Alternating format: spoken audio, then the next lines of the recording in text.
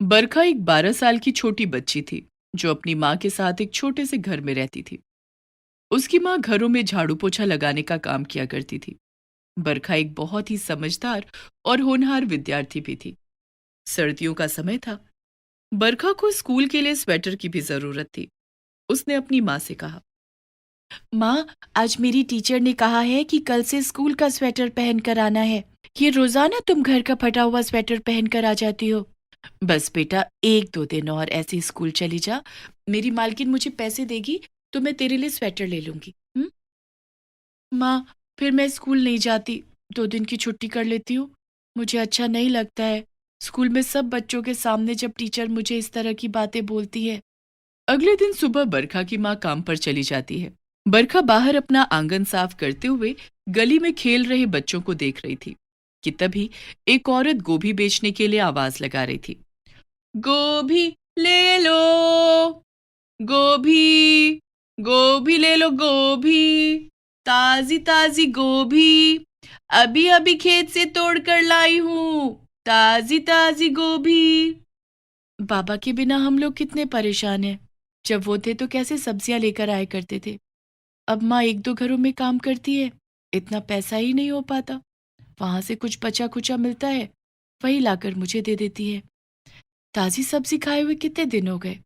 वो औरत बरखा के पास आकर आवाज लगाती है, क्या हुआ गुड़िया, क्या सोच रही हो? गोभी ले लो, ताजी ताजी गोभी है। बढ़िया आलू गोभी बनाओ, गोभी के पराठे बनाओ या दम गोभी बनाओ, सब एकदम मस्त बनने वाला है। नहीं नहीं बड़ी बहन, मुझे कुछ नहीं चाहिए। वैसे भी मेरी माँ घर पर नहीं है। अच्छा अच्छा, कोई बात नहीं, नहीं लेनी गोभी। एक काम करो, पानी तो पिला दो। बरखा अंदर जाकर पानी ले आती है। वो औरत पानी पीकर बरखा के सर पर हाथ रखकर वहां से चली जाती है। दोपहर के बाद जब बरखा की माँ आती है तो बरखा को उदास पाती है। उसे अपने पास बुलाती है, इधर आ, देख आज मेरी मालकिन ने क्या दिया है खाने के लिए। तू देखेगी तो खुश हो जाएगी। अपने थैले में से निकालकर 2 बर्फी के पीस बरखा के हाथ पर रख देती है। माँ, तू वहां से मेरे लिए कुछ मत लाया कर। मुझे बिल्कुल अच्छा नहीं लगता। तू रूखी सूखी जो देगी मैं उसी को खाकर खुश हो जाऊंगी। क्या हुआ बरखा बेटा, तू तो ऐसी कभी ना थी। अच्छा बता, तेरा क्या खाने का मन है, मैं तेरे लिए वही बनाऊंगी। पता है माँ, आज ना एक गोभी बेचने वाली आई थी। उसकी गोभी देखकर मेरा गोभी के पराठे खाने का बहुत मन किया। तू कल बाजार से आते हुए गोभी लेकर आना। अच्छा, तो मेरी बिटिया को गोभी के पराठे खाने हैं। चल कोई नहीं, मैं कल गोभी ले आऊंगी। फिर मैं तेरे लिए गोभी के पराठे बनाऊंगी। चल खुश हो जा। अगले दिन बरखा की माँ काम पर चली जाती है। बरखा आज फिर घर पर अकेली थी। दोपहर को वो गोभी वाली आवाज लगाते हुए फिर वहां पर आ जाती है। गोभी ले लो, गोभी, ताजी ताजी गोभी, अभी लाई हूं खेतों से निकाल कर, ताजी ताजी गोभी। उसकी आवाज सुनकर बरखा बाहर आ जाती है और उसे देखकर मुस्कुराती है। वो भी बरखा को देखकर उसके पास आकर बोलती है, क्या नाम है तेरा? मेरा नाम बरखा है। अच्छा बरखा, बड़ा प्यारा नाम है। तू स्कूल नहीं जाती है क्या? नहीं नहीं, ऐसी बात नहीं है। मैं स्कूल में पढ़ती हूँ। पर वो ऐसा है ना कि स्कूल की मैम ने बोला है कि स्कूल का स्वेटर पहन कर आना है। मेरी माँ इतना नहीं कमाती। उन्हें पैसे मिलेंगे तो वो मुझे स्वेटर दिलाएंगी, तब मैं स्कूल जाऊंगी। अच्छा, तो ये बात है। चल एक गिलास पानी तो पिला दे। बरखा अंदर जाती है और एक गिलास में पानी लाकर उसे दे देती है। पानी पीने के बाद में बरखा के साथ बैठ जाती है और बरखा से बातें करने लगती है। बड़ा दुख हुआ तेरी बात सुनकर, पर हिम्मत मत हारना। जिंदगी में ऐसे उतार चढ़ाव आते रहते हैं। तू समझदार बच्ची है और देख तूने कितने प्यार से मुझे पानी पिलाया। इसलिए अब ये गोभी का फूल पकड़, ये भी मैं तुझे प्यार से दे रही हूँ। नहीं नहीं दीदी, मैं गोभी का फूल नहीं लूंगी। मेरे पास पैसे नहीं है, और अगर मैंने ऐसे ही ले लिया तो माँ बड़ा गुस्सा करेगी। ये ले, दीदी भी कह रही है और ऐसी बातें भी कर रही है।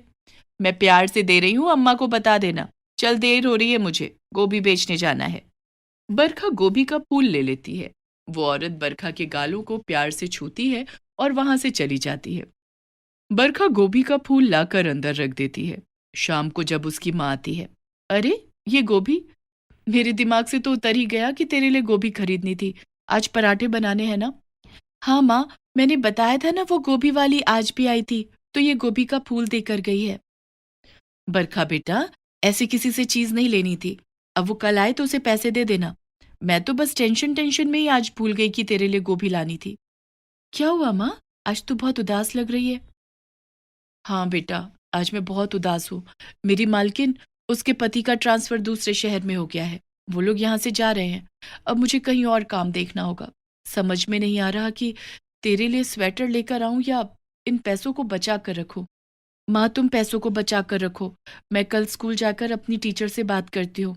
जब तक तुम्हें दूसरी जगह काम नहीं मिल जाता, तब तक मैं बोल दूंगी कि मैं यही स्वेटर पहन कर आऊंगी। मेरी प्यारी बेटी, ठीक है, तू अपनी टीचर से बात कर लेना और याद से कल उस गोभी वाली को पैसे भी दे देना। चल, तुझे भूख लगी होगी ना, मैं तेरे लिए गोभी के पराठे बनाती हूँ। बरखा की माँ हाथ मुंह धोकर वो गोभी लेकर काटने के लिए बैठ जाती है। वो गोभी के फूल में लगे हुए फूलों को अलग कर देती है।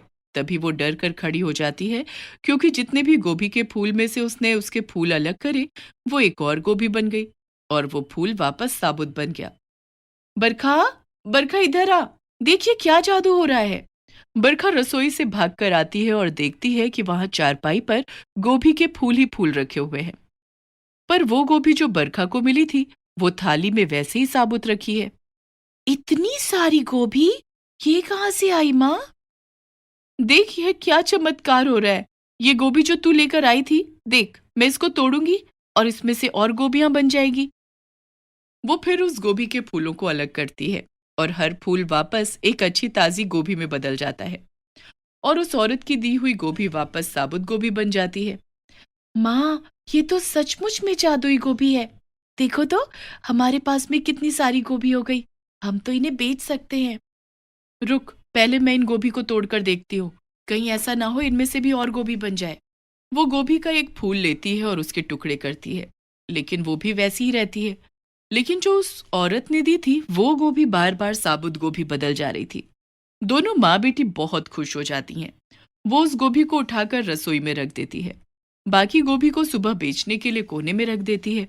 अब वो खुशी खुशी बरखा के लिए गोभी के पराठे बनाती है। अगली सुबह बरखा की माँ सारी गोभी एक बड़ी सी टोकरी में रखकर बेचने के लिए बाजार ले जाती है और उसकी गोभी बिक जाती है। आते समय वो बरखा के लिए स्कूल का स्वेटर खरीद लाती है। माँ, कितना प्यारा स्वेटर है। अब तो मैं कल नया स्वेटर पहनकर स्कूल में जाऊंगी। हाँ माँ, आज वो गोभी वाली नहीं आई। मैं पैसे लेकर बाहर ही बैठी हुई थी, पर कल तो मैं स्कूल चली जाऊंगी। फिर उसके पैसे कैसे देंगे? कोई नहीं बेटा, जिस दिन तेरी छुट्टी होगी उस दिन पूरा दिन उसका इंतजार करना। जब वो आए तो उसे पैसे दे देना। शाम के समय फिर बरखा की माँ गोभी के टुकड़े करती है और उससे ढेर सारी गोभियां बन जाती हैं। अगले दिन सुबह बरखा भी नया स्वेटर पहनकर स्कूल जाती है और उसकी माँ गोभी बेचने के लिए बाजार। भगवान बहुत दयावान है। वो दूसरा दरवाजा खोले बिना पहला दरवाजा बंद नहीं करता। देखो तो, पता नहीं कहाँ से अचानक वो गोभी वाली आई और उसने वो जादुई गोभी बरखा को दे दी। जो कोई भी हो, बस भगवान उसे सलामत रखे। आज बरखा कितनी खुश थी नया स्वेटर पहनकर। आज गोभी के फूल बेचकर घर के लिए राशन पानी भी लेकर जाऊंगी और बरखा के लिए एक नया फ्रॉक भी। वो दुकान पर जाती है। दुकान वाला उसके सारे गोभी खरीद लेता है। तुम्हारी गोभी बहुत ताजी होती है। अगर कल तुम इससे ज्यादा लेकर आओ तो मुझे अच्छा लगेगा, क्योंकि ताजी गोभी हाथों हाथ बिक जाती है और मैं तुम्हें दाम भी अच्छा दूंगा। ठीक है, मैं कोशिश करूंगी। पैसे लेने के बाद बरखा की माँ रसोई का सामान खरीदती है। फिर वहीं बाजार में टंगा हुआ सुंदर सा लाल रंग का फ्रॉक बरखा के लिए पसंद करती है, पर वो काफी महंगा था, इसलिए वो घर चली आती है और अगले दिन की कमाई में आज के पैसे जोड़कर वो नया फ्रॉक बरखा के लिए लेगी, ऐसा सोचती है। अगले दिन फिर बरखा की माँ सारे गोभी के फूलों को इकट्ठा कर बेचने के लिए जाती है। आज बरखा की छुट्टी थी। वो बरखा को भी अपने साथ ले जाती है और आते वक्त वो बरखा के लिए फ्रॉक खरीदती है। बरखा फ्रॉक पाकर बहुत खुश होती है और अपनी माँ का हाथ पकड़ खुशी खुशी घर की तरफ आ रही होती है कि तभी उसे वो गोभी वाली दिखाई देती है। माँ, देखो, वो रही वो दीदी जिन्होंने मुझे गोभी दी थी। बरखा की माँ सामने की तरफ देखती है लेकिन उसे कोई दिखाई नहीं देता। कौन बरखा? यहाँ पर तो कोई गोभी वाली नहीं है। अरे माँ देखो ना जो हाथ हिला रही है। लाओ मुझे पैसे दो, मैं पैसे देकर आती हूँ। बरखा की माँ अपनी साड़ी के पल्ले में से पैसे निकालकर बरखा को देती है और बरखा जैसे ही पैसे देने के लिए जाती है तो देखती है वो गोभी वाली गायब हो गई। बरखा हैरान होकर इधर उधर देख रही थी। उसकी माँ को तो कोई गोभी वाली दिखाई ही नहीं दी थी। वो समझ गई कि जो कोई भी था उनकी मदद के लिए आया था। फिर माँ बेटी खुशी खुशी घर आ जाती हैं। गोलू अपने माता पिता के साथ एक छोटे से घर में रहता था। उसके पिता रामकिशन एक मजदूर थे और माँ गृहिणी थी। वो अपनी छोटी सी दुनिया में बहुत खुश था। मोहल्ले के कुछ लड़के उसके अच्छे दोस्त हैं। वो उनके साथ खेलता और स्कूल जाता। गर्मी की छुट्टियां पड़ने वाली थीं कि एक दिन गोलू स्कूल से जब घर आ रहा था, उसका सर चकराने लगा और थोड़ी ही देर में वो चक्कर खाकर गिर गया। उसके दोस्त उसे उठाकर घर लाते हैं। क्या हुआ? पता नहीं आंटी, बस चक्कर आया और गिर गया। गोलू की माँ उसके मुंह पर पानी के छींटे मारती है। थोड़ी ही देर में गोलू को होश आ जाता है। शाम को जब उसके पिता घर आते हैं तो वो भी गोलू की हालत देखकर घबरा जाते हैं। गोलू की माँ, मैं सुबह इसे किसी अच्छे डॉक्टर को दिखा के लाऊंगा। देखो तो कैसे पीला सा निकल आया है। जब से आया है तब से कुछ खाया पिया भी नहीं है। बड़ी मुश्किल से अब एक गिलास नींबू पानी पिया है इसने। अगले दिन सुबह रामकिशन गोलू को डॉक्टर के पास लेकर जाता है तो डॉक्टर बताता है कि गोलू को पेट का इन्फेक्शन हुआ है। खाने पीने में एहतियात बरतो तो ठीक हो जाएगा। रामकिशन दवाई दिलाकर गोलू को घर ले आता है। गोलू की माँ भी उसका बहुत ख्याल रखती हैं, लेकिन फिर भी गोलू की तबीयत सुधरने का नाम नहीं लेती और गोलू दिन पर दिन कमजोर होता चला जाता है। जो भी बचत उन दोनों पति पत्नी ने की थी वो भी गोलू के इलाज में खर्च हो जाती है।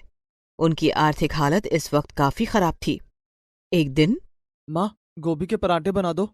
हाँ हाँ बेटा, क्यों नहीं। कितने दिनों बाद तूने आज खाने के लिए कुछ मांगा है। आने दे तेरे पापा को। शाम को उनसे कहूंगी गोभी लाकर दे दें, फिर बिल्कुल तेरी पसंद के गोभी के पराठे बनाऊंगी। शाम को रामकिशन जब घर आता है तो गोलू की माँ उसे गोलू की फरमाइश के बारे में बताती है। ठीक है गोलू की माँ, मैं कल सुबह ही गोलू के लिए गोभी खरीद कर ले आऊंगा। रात को सभी लोग सो जाते हैं। सुबह रामकिशन को याद था कि उसे गोभी खरीद कर लानी है। जब वो बाजार में जाता है तो गर्मी का मौसम होने के कारण गोभी एक या दो दुकान पर ही होती है और उन्होंने भी गोभी के दाम बहुत ऊंचे बताए। भैया कोई छोटा सा गोभी का फूल दिखा दो। भैया मैंने सारी गोभी छान लिए है, सबसे छोटा फूल यही है। चलो तो फिर ठीक है, कितने का हुआ बताओ। 60 रुपए का। रामकिशन हैरान था। जो गोभी सर्दियों में 10 रुपए किलो मिलती है, वो छोटा सा फूल गोभी उसे 60 का मिला। पर अपने बेटे की फरमाइश के लिए वो उसे खरीद लेता है और खुशी खुशी घर आ जाता है। अरे ओ गोलू की माँ, ये ले गोभी का फूल ले आया हूँ।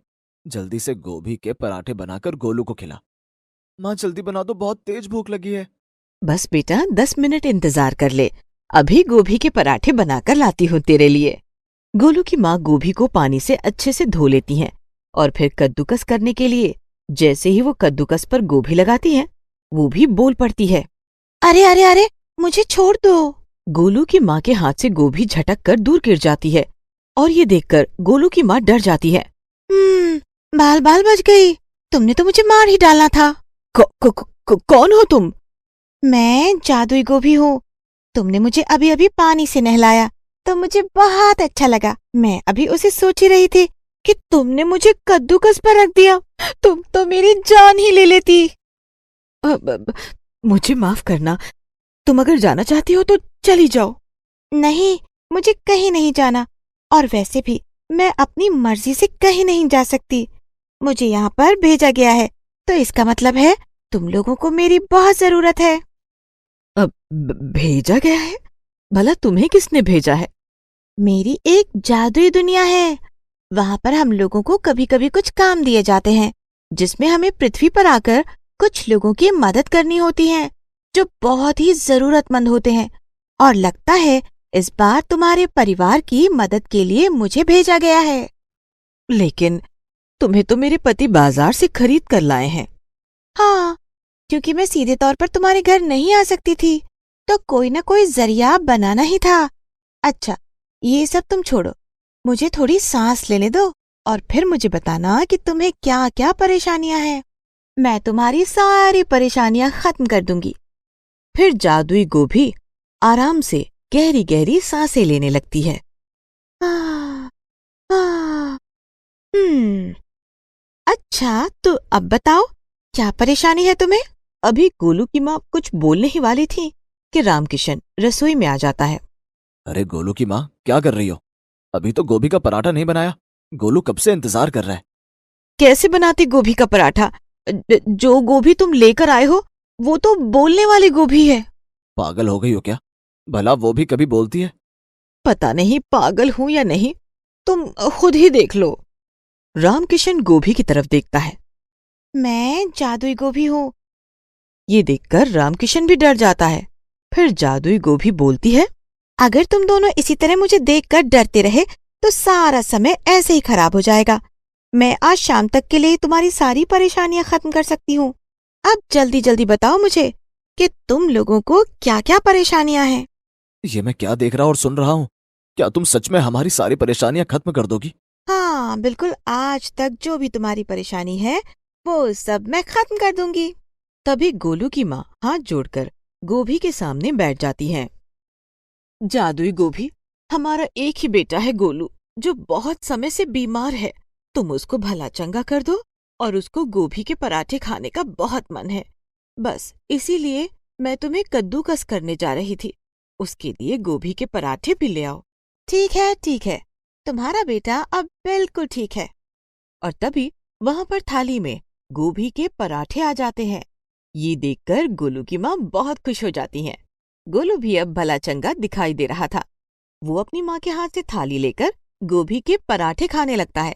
अपने बेटे को ठीक ठाक पराठे खाता देखकर गोलू की माँ बहुत खुश होती है और फिर हाथ जोड़कर जादुई गोभी को धन्यवाद देती है। अब तो तुम खुश हो ना?